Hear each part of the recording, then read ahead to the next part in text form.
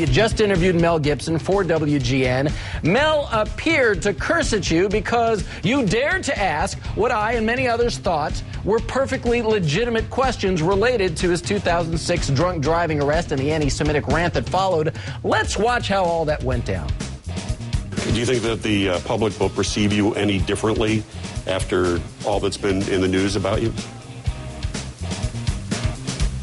What are you referring to specifically? Referring to the, the drinking problems, referring to what's been called the anti-Semitic rant, referring all those things. You know what I'm talking about. Okay, so that's almost 4 years ago, dude. I mean, I've moved on. I guess you haven't. Well, I'm just wondering if you think that the public has moved on and will perceive you in the same light. Well, I certainly hope so. You know, it is a while back, and I've done all the necessary mea culpas. So, let's move on, dude. Come on. Edge of Darkness opens today. It's good to see you back in the saddle and doing what you do best. Thanks a lot for joining us, Mel. Take care. Bye-bye. All right. First of all, Dean, great questions. I think you were dead on there. And I certainly think there were more classy and appropriate ways that Mel could have handled himself. He's been at this for a long time. He should have known better. We will get to his explanation for why he said what he said in a moment. But, Dean, were you just blown away at how Mel reacted? Completely. When it happened, it was a fairly routine interview. It was a little bit tense. But when he dropped the A-bomb on me, I couldn't believe my ears. I couldn't believe what I was hearing. And I thought, how interesting, he's trying to deflect these questions. He's trying to present himself as a changed person, as an atoned person. But when he thought the camera was off, I think that's the most telling part of this. Yeah. Whether you're famous or not, how you act when you think nobody's watching, I think, is a real window into who the real person was. And I think that was my initial reaction to all this. Yeah, and I was particularly interested in seeing you write that on your blog, what you just said about famous person or not, a true measure is how they act when they think no one is looking. I thought that really nailed it as well. You also said in your blog that his body language spoke volumes to you. What did you mean by that? If you watch the entire interview, I mean, we heard just a little portion of it right now, but if you listen to the full, it's like 5 or 6 minute interview, when I'm asking him about the movie and asking him about his Boston accent, he's very relaxed. And as the questions became a little more challenging, and I might add, not questions dredging up the last 4 years and all of the personal problems that he had. My questions were about his 7-year absence and how the public would perceive him after all that he's been through. He asked me to bring up all of the things as if he didn't know what I was talking about. Yeah, and look, his body. Go ahead. No, you go ahead. The body language. The body language became increasingly tense. He's leaning, he was twitching and fidgeting. Clearly he was bothered by the whole thing and upset by the whole thing.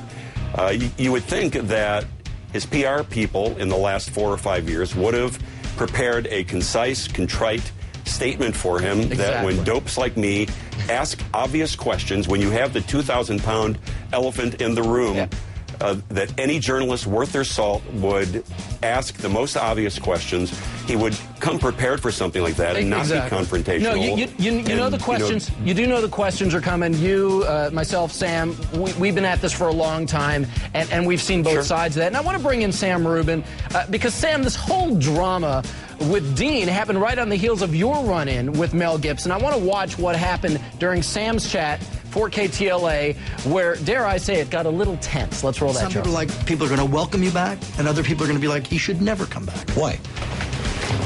Because of what happened before. What happened before? The remarks that were attributed to you. That were attributed to me. Yeah. That I didn't necessarily make. Mm-hmm. Okay. But, I gather you have a dog in this fight. Pardon me? You have a dog in this fight? Or are you being impartial? You tell me I'm trying to be impartial, I guess. Okay. Well, I'm back.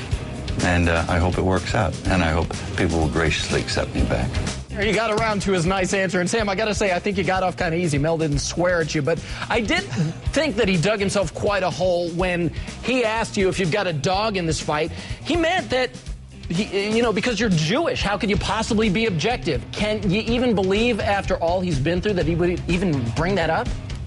You know what, AG, I really didn't take it in that fashion, although a lot of people have interpreted it as such, but sitting there right across from him 3 or 4 feet away, I didn't feel there was an accusation. But what was interesting, as Dean pointed out, was the physicality of it, and we actually put the 2 tapes together on our program yesterday.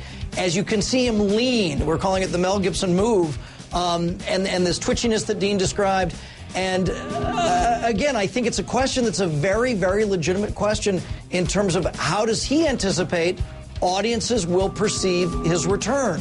And the fact, I don't want to say unprepared, but if you actually look at both tapes, as we now have done, you see very similar parallels. He's sort of questioning me or questioning Dean. What are you talking about? Yeah. I mean, it's pretty obvious what we're talking about. Yeah, and really, he knows and that. Really strange for a guy who's been at it so long and was expecting these questions. I know he reached out to you to apologize. What did he say, Sam?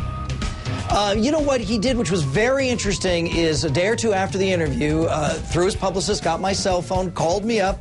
We met privately for coffee, and during the course of that time, and apparently, I thought this was a unique experience, apparently he has done this several times on an individual basis. And I did feel that he was sincere in apologizing to me.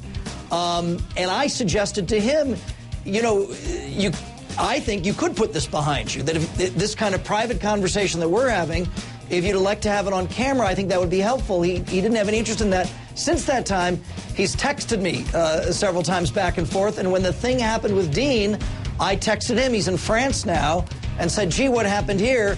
He suggested he wasn't really swearing at Dean, but rather poking fun at a publicist who was nearby. We really looked into that, and as it turns out, the publicist wasn't in the room. All the publicist wasn't there. I wanted to ask you very quickly, Dean, were you buying that at all?